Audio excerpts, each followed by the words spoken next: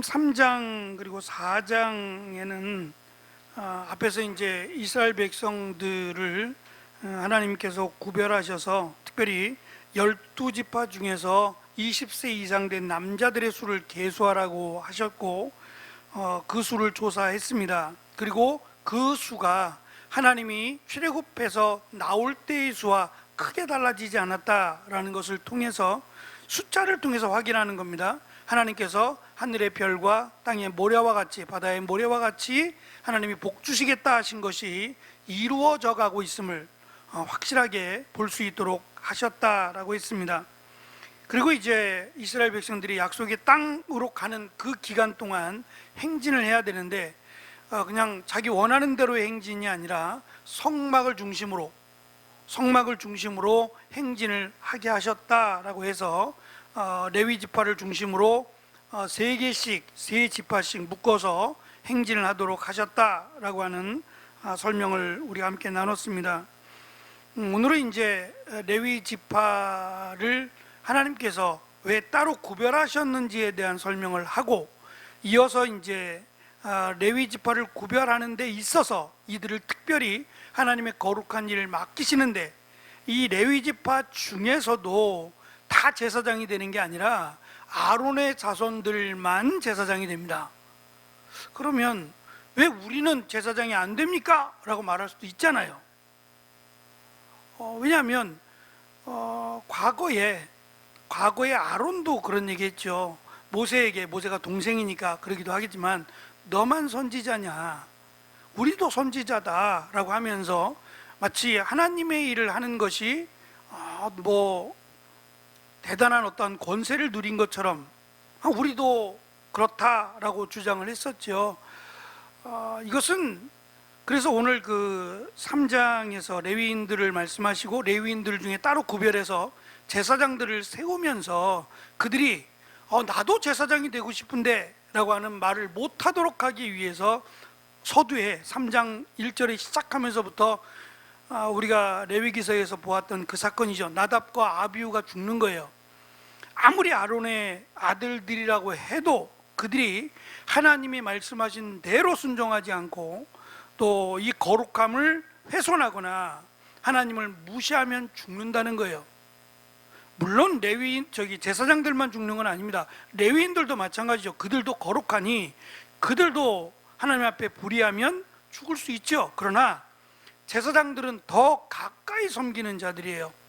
레위인들보다 더 가까이, 심지어 아론은 대제사장으로 지성소에 들어가잖아요. 그러면 1년에 한 번 죽을 각오를 하고 들어가야 돼요. 그만큼 제사장 또는 대제사장으로 섬긴다는 것은 하나님과 더 가까이 섬긴다고 하는 축복은 주어지지만 반대로 그 거룩함에 미치지 못하면 죽는다는 거예요. 그래서 그들이 혹시라도 이 제사장직에 대해서 왜 아론의 자손들만 제사장이 되느냐, 우리도 제사장이 되고 싶다라고 하는 말을 하지 못하도록 하기 위해서 아론의 두 아들이 죽는 그 사건을 3장을 시작하면서 서두로 시작하고 있어요. 그리고 나서 이제 3장 전체는 이스라엘 백성들 20세 이상 된 남자들의 숫자를 계수하고, 레위인들은 이 남자들을 20세 이상으로 하지 않고 레위 지파는 1개월이에요. 맞나? 네, 태어난 지 1개월 된 남자의 수를 계수해요. 그래서 그 숫자를 비교해 보니까 273명이 더 많아요. 레위 지파보다 273명이 더 많아서 그들에게는 273명에 대한 속전세를 내라는 거예요. 그래서 5세겔씩 지불하게 하고, 그것을 맨 마지막 3장 끝에 가면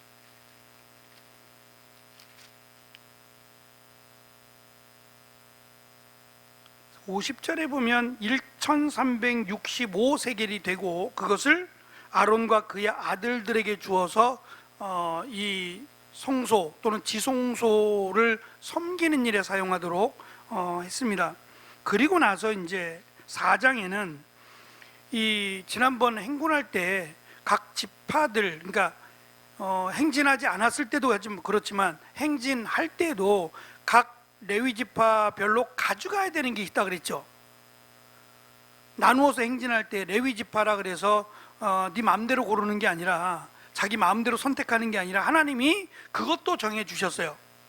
고핫 자손들은 이렇게 가져가고 뭐 무라리 자손은 이렇게 가져가고 하는 것을 하나님이 정해 주신다라는 내용이 이제 레위 사람들을 계수하면서 나오는 내용이 4장입니다. 오늘 나눠드린 페이퍼에도 있어요. 잘 안 보시면 페이퍼를 보시면 되겠고, 글씨가 혹시 작으면 이 페이지 밑에 있는데요. 레위 지파예요. 레위 지파는 게르손, 고핫, 무라리 자손으로 이어지고, 이 고핫 자손 가운데 아므람, 이스할, 헤브론, 웃사엘이라고 하는 자손들이 있는데, 그들 가운데 이 아므람의 자손이 아론과 모세가 되는 거예요. 그러니까 아론과 모세의 아버지가 누구냐 그러면 아므람이 되는 거죠. 그리고 아론의 지파에 4명의 아들들이 있어요. 그러니까 아론과 관련된 지파들만 제사장이 되는데, 그 지파들, 이제 시작이니까, 시작 단계입니다. 얼마 안 되죠. 아론과 그의 자녀들, 아론은 대제사장이 되고 그의 자녀들이 제사장직을 수행해야 되는데, 앞에서 다른 불이라고 하는 이것이 여러 가지 의미가 있는데요. 어쨌든 거룩함을 훼손하는 불이에요.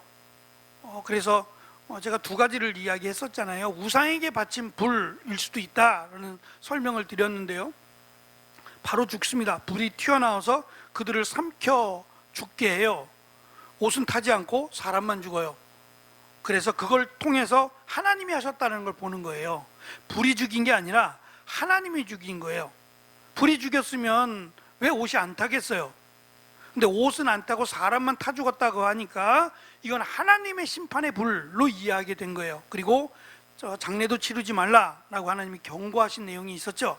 그래서 지금 제가 조금 회색으로 했는데, 나답과 아비후는 죽고 이다말하고 엘르아살만 살아요. 그래서 제사장은 대제사장 아론, 그리고 이다말과 엘르아살만 제사장직을 수행하게 되고, 나머지 지파들은 다 레위인이 되는 거예요.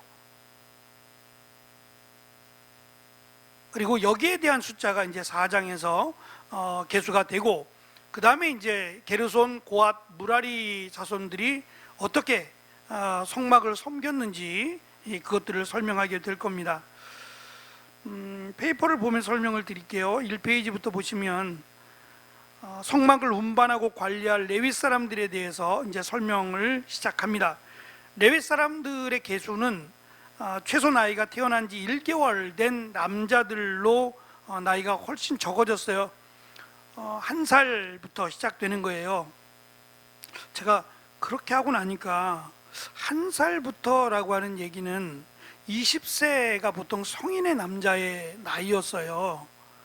나이가 조금씩은 차이가 있을 거예요. 뭐 18살 이상이었다 하는 말도 있고, 예수님 당시에는 뭐 18세 이상이었다라는 이야기도 있는데, 어찌되었든 20세가 되어야 성인으로 인정을 했어요. 그래서 군대도 갈 수 있고, 또 이 계수할 때, 사람의 숫자를 계수할 때 숫자에 들어가기도 하는 거예요. 그 이유를 어찌됐든 그 고대 시대에는 지금처럼 뭐 의학이 발달되어 있지 않던 시대이기 때문에, 과거 우리 예전에도 100일이라는 걸 했잖아요. 요즘은 뭐 거의 못 보는 것 같아요. 100일을 거의 안 하죠. 돌만 하잖아요. 그러니까 100일을 안 하는 이유가 뭐 번잡스러워서라기보다는 굳이 100일을 안 해도 라고 하는 생각이 있어서 그렇죠. 근데 과거에는 병이 많았잖아요.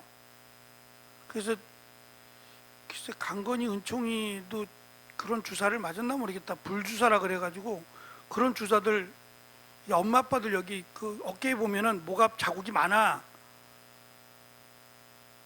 니들도 그런 거 맞았니? 아니, 여기 보면 알잖아. 이쪽에 주사 자국이 꽤 많았다고. 근데 요즘은 그렇게 뭐 주사 자국도 별로 없는 데다가 요즘은 그렇게 많이 안 맞힐 것 같아요. 이제 의학이 좋아져서 그런 거죠. 약들이 좋아져서. 그런데 예전에는 그런 것들이 별로 좋지 않아서 죽는 이들이 많았어요. 어릴 적에. 요즘은 별로 없지만 예전에는 이 병 열병이라는 거죠. 열병에 걸려서 막 얼굴이 막 으그러진 사람도 있었고 그랬잖아요. 그러니까 요즘은 점점 그런 게 없죠, 당연히. 그러니까 더 이전에 약 2000년 전, 아니 4000년 전이라면 훨씬 더 많은 그 질병으로 이 아이들이 죽는 그 일이 많았어요. 그것을 놓고 봤을 때에 20세라 그러면 이해가 되지만 한 달이라고 하면 태어난 지 얼마 안 됐잖아요. 이제 30일밖에 안 됐는데요. 왜 굳이 30일밖에 안 된 아이들을 계수하라고 했을까? 이건 정말 태어난 지 얼마 안 된 아이잖아요. 아기라고 말할 수밖에 없는 한 달 된 아기를 아기부터 계수하라는 얘기는, 그리고 몇 살까지 계수하느냐, 그건 없어요.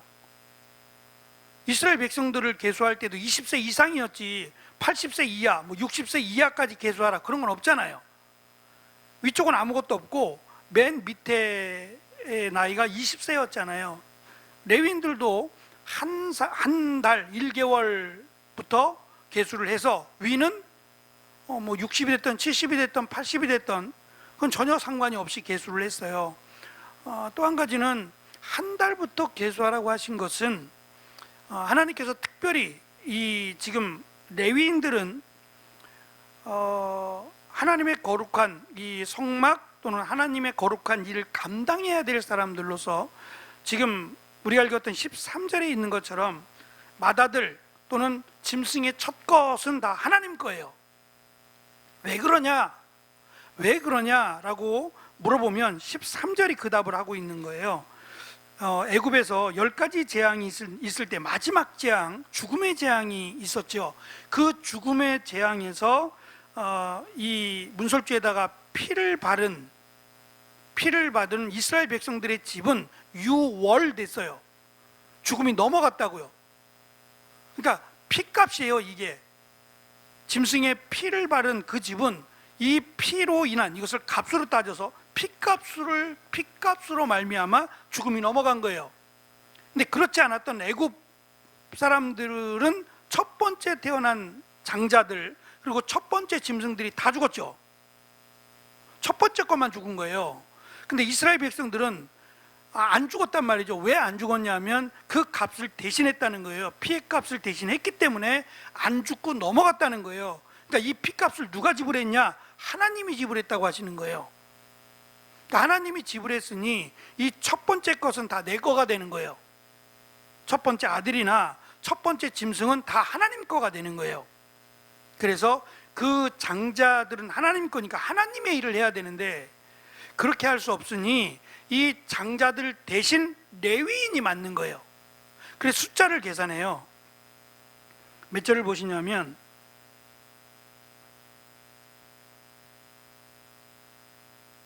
43절이요 1개월 이상으로 계수함을 입은 처음 난 남자의 명수가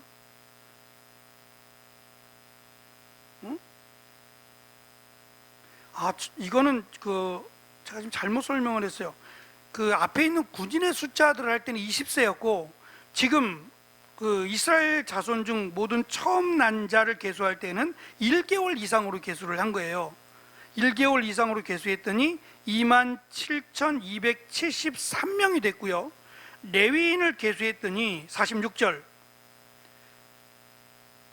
거의 비슷한데 273명이 레위인들이 적어요. 그러니까 이스라엘 백성들이 더 많은 거예요. 273명이 많아요. 그래서 273명 그럼 뭘로 채우겠어요?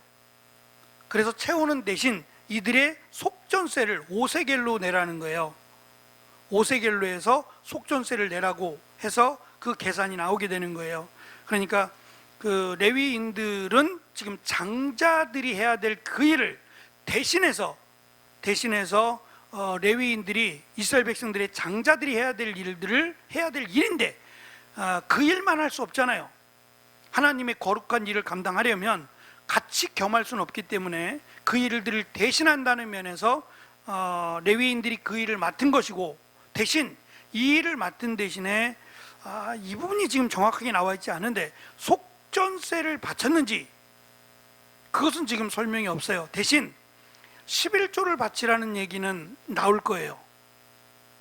왜냐하면 대신하고 있기 때문에 농사를 짓는 게 아니잖아요. 땅을 분기수로 받은 것도 아니고, 그러니까 자기들의 장자 첫 번째 태어난 것들을 대신해서 지금 레위인들이 그 일을 감당하고 있기 때문에 수입원이 없잖아요.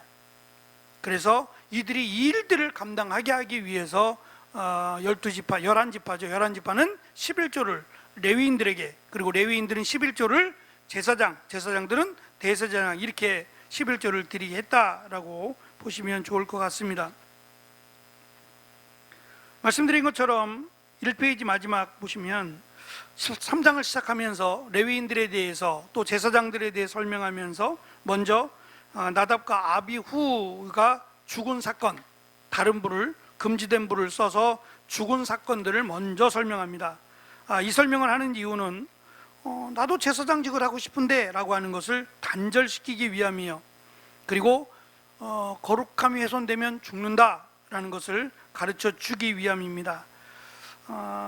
이 표는 제가 다음 주에도 그리고 4장에 가서도 이스라엘 지파들을 설명할 때, 계수할 때도 좀 필요할 것 같아서 이거는 제가 PPT로 남겨두고 이 표를 보여드릴 테니까 외우라는 건 아니고요, 그래도 이해를 돕기 위해서 그냥 보시면 좋을 것 같아요.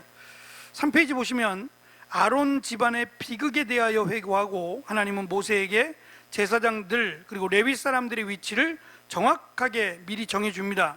서로 혼란이 없도록, 또 분란이 생기지 않도록 명령하셨다는 거예요. 그래서 3장 1절에 보면 여호와께서 시내산에서 모세와 말씀하실 때에, 그리고 그 말씀을 지금 이스라엘 백성들이 하고 있다라는 것을 강조하고 있고, 11절이요, 또다시 여호와께서 모세에게 일러 가라사대라고 하는 설명으로 지금 이 레위인들 또는 제사장들을 구별하거나 하는 이 내용들은 모세가 정한 게 아니에요. 팔이 안으로 굽잖아요. 아론은 모세 형이에요. 그러니까 그 어떤 것보다도 혈연 관계가 우선되지 않겠어요? 그러니까 당연히 제사장, 대제사장은 모세의 형인 아론이 맡는 게 당연하지 않냐라고 하는 생각을 갖지 않겠냐는 말이에요. 근데 이것은 모세가 정한 게 아니에요. 모세가 정한 게 아니라 하나님이 정하셨어요. 그럼 만약에 하나님이 정하신 것을 나는 싫다고 하면 어떻게 되겠어요? 그 죽는 거예요, 그게.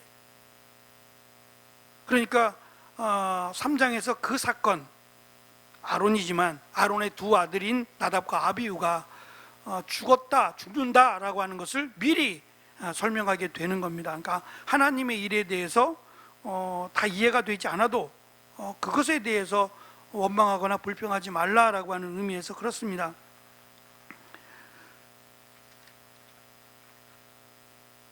레위 사람들에 대한 설명이 나옵니다. 세 가지 임무가 주어지는데요, 우리가 읽은 말씀에 보면 제사장들을 도우라는 설명이에요. 그러니까 제사장들의 위치에 서면 안 되는 거고, 제사장들을 도우라는 얘기고, 성막과 도구들을 관리하라고 명령을 하고, 마지막 세 번째, 예배드리는 사람들을 도와야 한다라고 말을 합니다. 이게 그들이, 레위인들이 해야 될 임무요 역할입니다.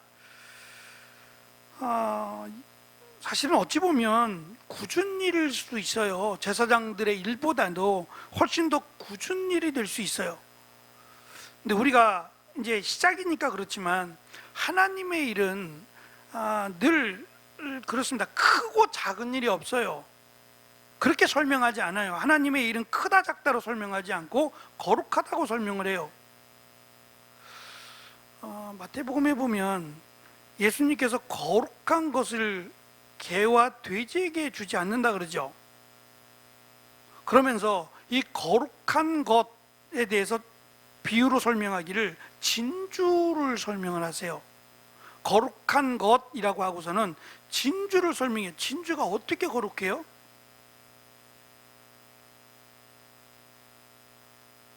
비싸서 거룩한가요? 그때 당시 제일 비싼 게 진주였대요. 하얀색에 막 이상한 데로 가면은 또 뭐 하얘니까 거룩하다느니 뭐 진주가 나오기까지 여러 가지 진통과 아픔이 있었기 때문에 이런 식으로 가지 말고요.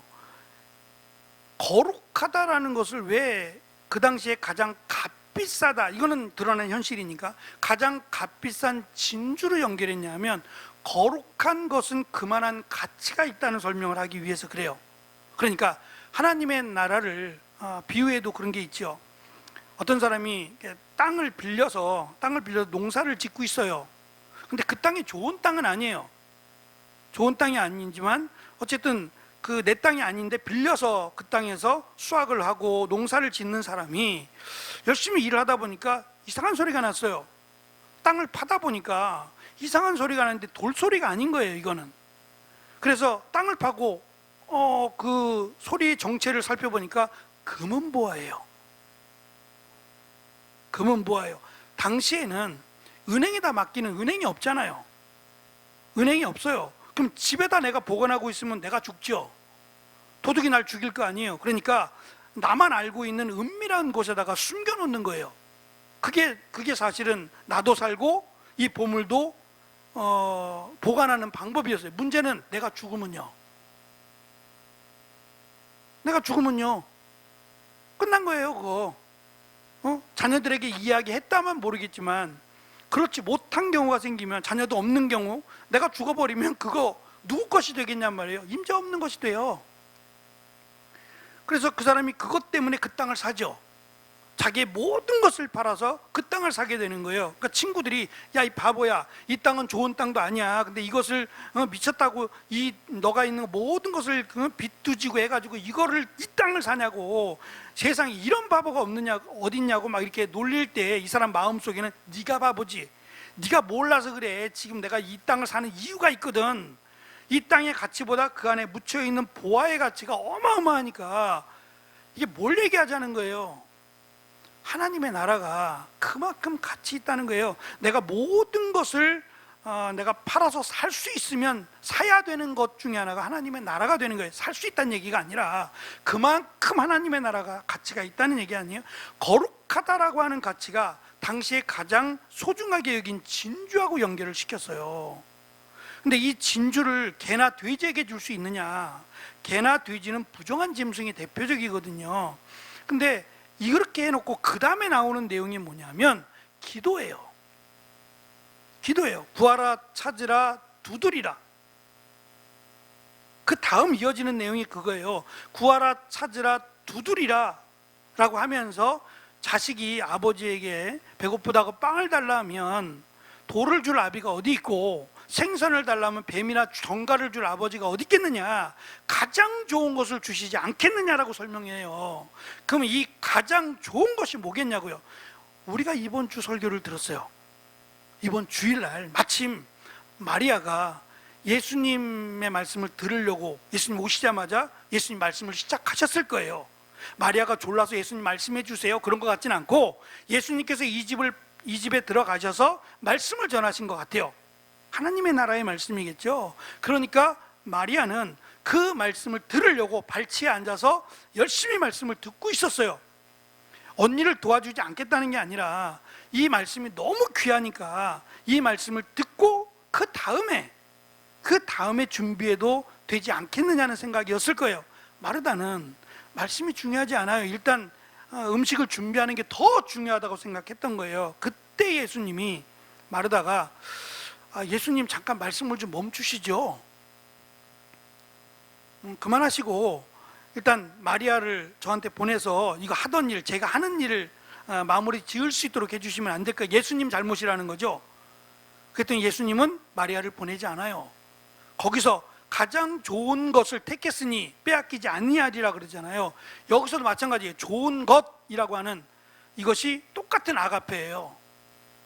그러니까 여기서 좋은 것이란 예수님을 통해서 하시는 말씀이에요. 하나님의 말씀 또는 천국에 대한 말씀, 예수 그리스도를 믿음으로 받게 되는 영생의 말씀이라고 이해를 해야 돼요. 그리고 그 좋은 것이란 바로 예수님을 상징한단 말이에요. 그러니까 이 구하라, 찾으라, 두드리라 라고 하시면서 좋은 것을 주시겠다라고 하는 좋은 것이란, 누가복음에서 우리가 이제 곧 나누게 될 말씀이에요. 이번 주 지나서 다음 주에 나눌 말씀인데, 그 말씀에 좋은 것을 거룩한 영, 거룩한 성령으로 설명하고 있어요. 우리에게 주시는 가장 큰 선물은 영생이에요. 그리고 영생과 더불어 우리에게 성령의 임하심을 주는 거예요.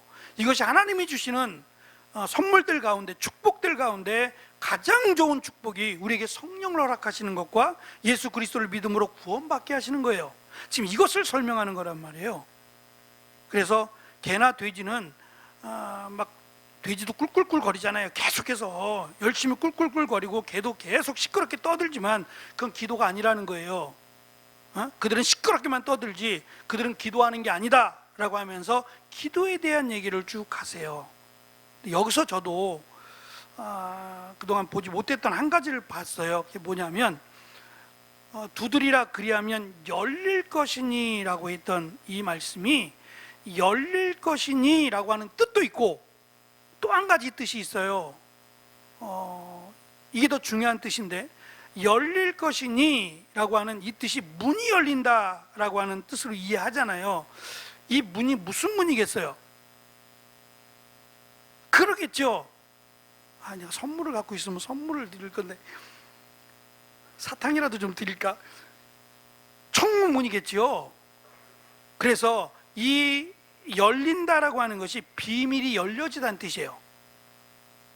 그렇게 기도하며 구하는 자에게, 예수님 앞에 나와서 기도하며 구하는 자에게 이 천국에 관한 비밀을 알려주신다라는 것으로 설명을 하는 거예요. 이게 우리에게 주시는 가장 큰 은혜요 축복입니다.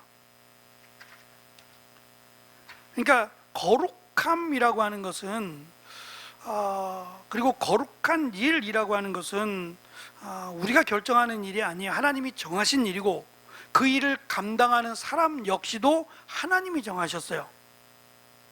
물론 예수님 당시에는 이게 타락해가지고 성전에서 물건을 사고 팔고 하는 성전을 강도의 소굴로 만들 정도였으니까 레위인들이 하는 게 아니죠. 나중에 사독 계열로 바뀌게 되지만 그들을 다 죽여버리고 헤롯이 자기 마음에 드는 사람을 그냥 세워버렸어요.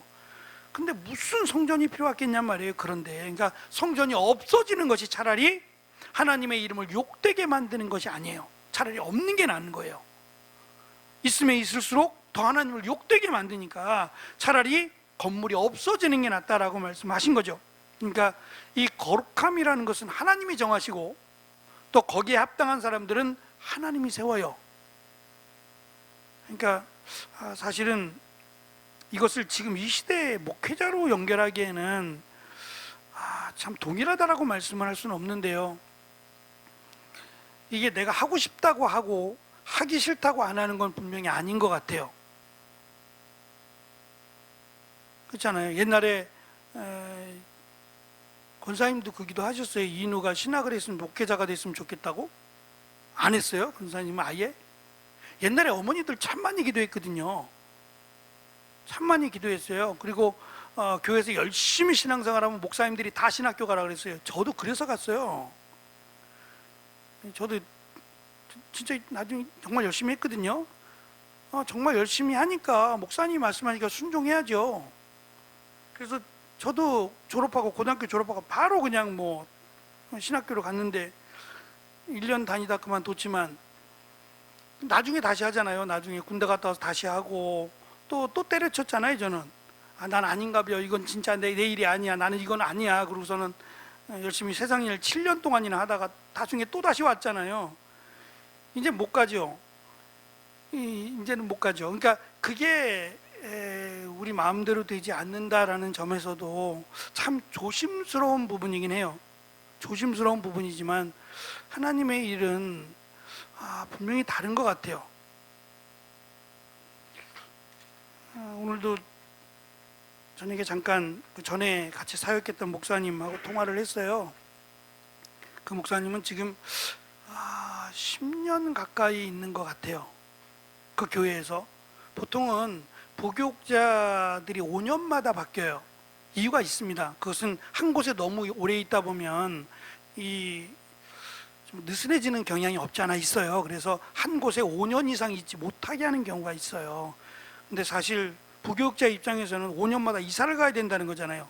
아이들도 그렇고 이사를 가면 아이들 학교도 옮겨야 되고 이게 보통 쉽지 않아요. 그러니까 5년마다 옮기는 게 이 목회로 보면 많은 것들을 배울 수 있고 경험하기 위해선 좋을 수 있지만 또 가정을 생각하면 이건 참 또 좋지 않아요.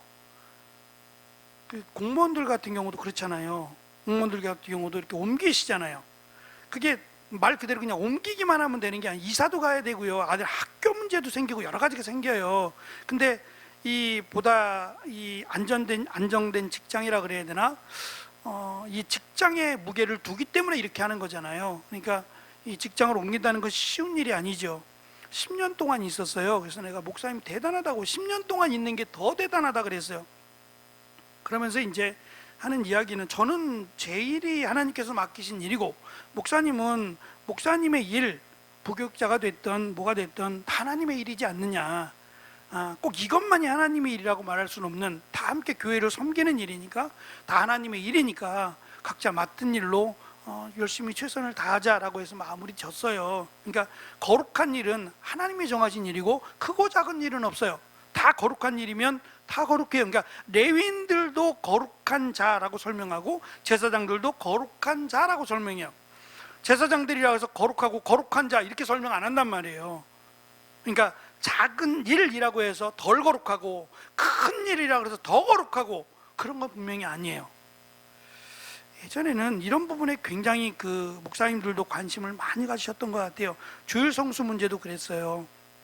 제가 섬겼던 오랫동안 섬겼던 교회는 이 새벽 예배를 안 나오면, 한두 번인가 하여튼 새벽 예배를 안 나오면 주일 기도를 안 시켰어요. 의뢰이 그렇게 만드셨어요. 그러니까 예배 드리는 예배, 새벽이든 수요일이든 금요일이든 사실은 이 교회 예배라는 건 지켜야 되는 거잖아요. 그러니까 저희는, 제가 주일 대예배라는 말 안 쓰는데 주일 오전 예배라는 말 쓰죠. 어느 교회 가면 대예배라고 쓰시는 교회들이 있어요. 그러면 저녁 예배는 소예배예요. 많이 모인다는 의미겠지만 11시 예배만 대예배고 다른 예배는 드리지 않아도 되는 그런 예배는 없잖아요. 다 거룩한 예배니까. 사람이 많이 오느냐 적게 오느냐의 차이일 수는 있지만 어쨌든 이 거룩함의 문제는 우리가 뭐라고 딱히 정할 수는 없어요. 이렇게 해야지 된다라고 정하기도 어렵고요. 하지만 말씀에 나와 있는 것을 중심으로 하나님께서 맡기신 일, 나에게 맡기신 일이요, 그 일들을 거룩함의 입장에서 감당하는 것, 저는 이것이 거룩이라고 봐요. 우리가 레위기서에 본 것처럼 거룩은 말씀에 순종하는 것이다 그랬잖아요. 그러니까 지금 이것도 하나님께서 레위인들 또 제사장들 정하신 거예요. 그러면 정한 대로 지키면 돼요. 그것이 거룩이 되는 겁니다. 그런데 사람이 그렇지 않으니까 아예 이렇게 못을 박아 놓는 겁니다. 12절에 보면 하나님은 레위 사람들로 하여금 이스라엘 자손들의 장자를 대신해서 하나님을 섬기게 합니다. 율법은 사람이든 짐승이든 태의 첫 열매는 하나님의 것입니다. 짐승들의 경우는 직접 제물로 바쳐지거나 정해진 값으로 대속할 수 있었어요. 사람의 경우는 죽을 수 없잖아요. 대신 그것을 지불하고 대속해야만 했어요. 그래서 이스라엘의 태의 첫 열매는 하나님께 바치거나 값을 지불하여 대속하게 하셨는데, 이유는 말씀드린 것처럼 유월절 어린 양의 피를 문설주에 바름으로 죽음이 유월됐다라고 하는데 근원을 세웠습니다. 이스라엘은 레위 지파가 장자 대신, 첫 아들 대신 하나님의 일을 할 수 있도록 속전을 바쳐야 했으며 그들이 전심으로 사역할 수 있도록 재정적으로 후원을 하게 했습니다. 레위 사람들은 이스라엘의 맏아들을 대신해서 하나님의 전에 머물며 섬기는 것을 주업으로 삼게 됩니다.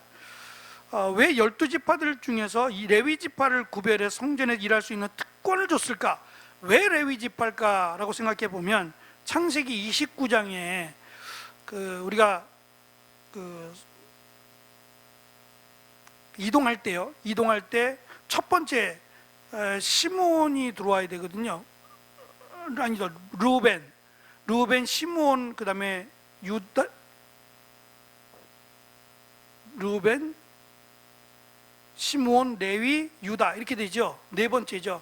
그러니까 레위는 레위 지파라고 빠지지만 르우벤이나 시므온은 지금 이것 때문에, 이 사건 때문에, 르우벤은 시므를 침상을 더럽혔기 때문에 안 되는 거고, 레위와 시므온은 이 세겜의 지파들, 세겜이 아니라 이 세겜 사람들, 그러니까 자기의 누이인 디나를 강간하고 디나를 달라고 하잖아요. 아내로 삼겠다고. 그랬더니 너희는 할례 받지 않은 민족이기 때문에 안 된다. 할례를 받아라.